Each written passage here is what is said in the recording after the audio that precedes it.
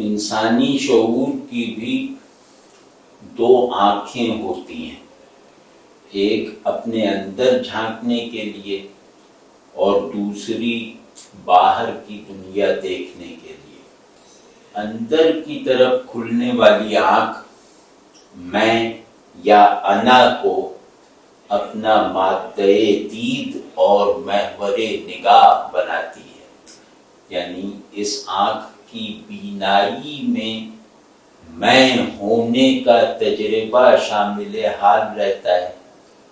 اور اس آنکھ کی بینائی کا ہدف بھی انا ہی ہوتی ہے۔ تو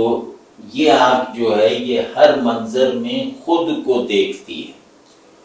اور دوسری آنکھ جو ہے وہ باہر کی دنیا کی سیر کرتی ہے، یعنی آفاق بین آنکھ،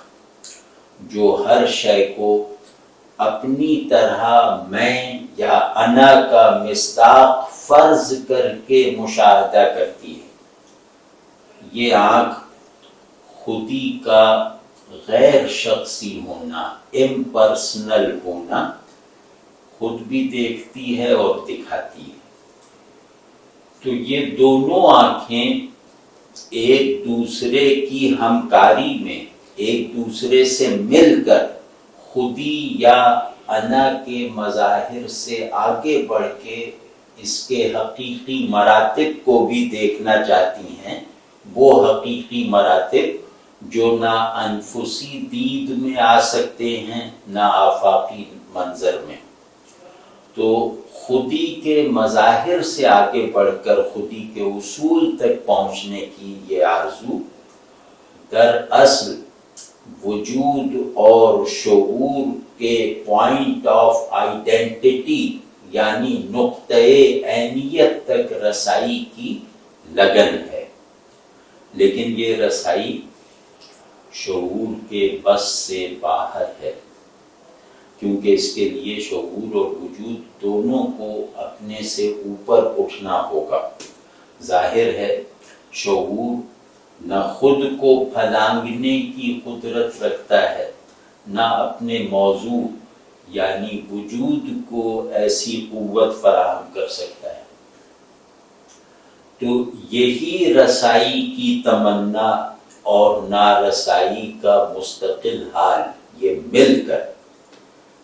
تین سوالوں میں خود کو کھپا دیتے ہیں، یہ آپس میں جڑ کر تین سوالات کی شکل میں گویا اپنا ایک نیا اظہار کرتے ہیں۔ وہ تین سوالات ہیں، یہ انسانیت کے تقدیری سوالات ہیں، یعنی انسانی شعور اگر ان تین سوالوں سے ناواقف، بے خبر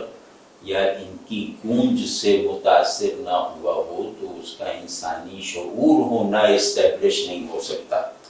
وہ سوالات ہیں: خدا کیا ہے، انسان کیا ہے، اور کائنات کیا ہے۔ آدمی کی تمام کیفیات ہستی اور سب احوال شعور انہی تین سوالات کے اثر سے پیدا ہوتے ہیں۔ اگر وہی نہ آتی تو یہ سب کیفیات و احوال پیاس کی طرح رہتے، سیرابی نہ بن پاتے۔ تو اور یہ اس کا سبب یہ ہے کہ انسانی شعور مستقل سوالات تو اٹھا سکتا ہے مگر اٹل جوابات تک خود سے نہیں پہنچ سکتا۔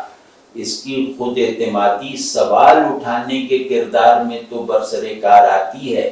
لیکن یہ جوابات جنریٹ کرنے کی صلاحیت، اپنی ہی صلاحیت پر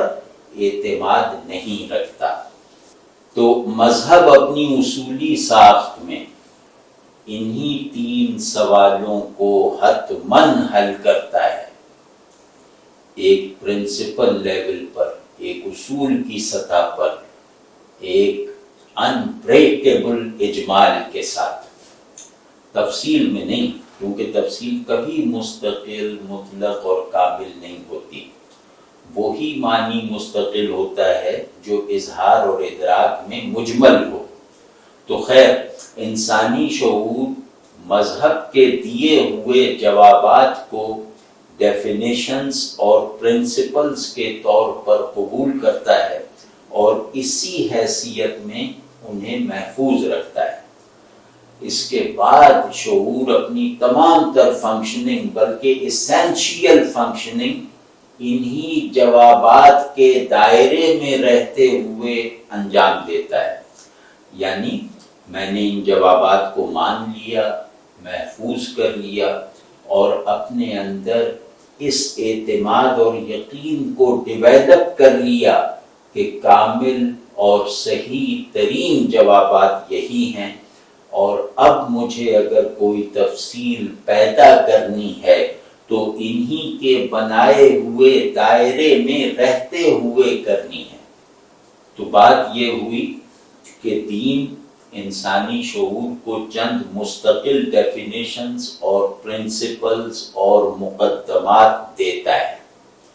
اور اس کے لیے یعنی ذہن کے لیے یہ بات ممکن بنا دیتا ہے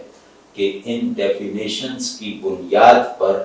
یہ توسیع کے کسی عمل کو غیر محدود حد تک بڑھا سکے،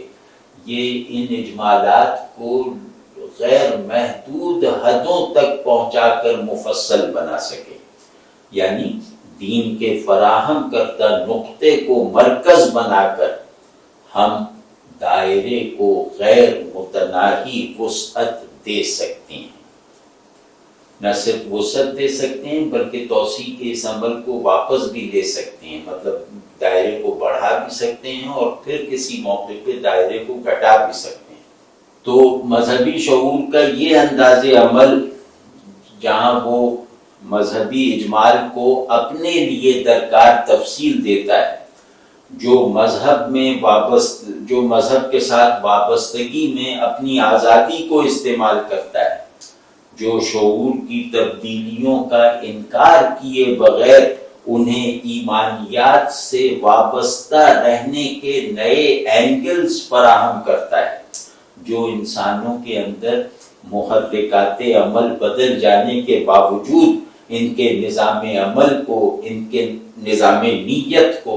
مذہب کے دائرے سے باہر نہیں نکلنے دیتا۔ یعنی جو تبدیلیوں کی کسی بھی نفسیاتی اور خارجی لہر کو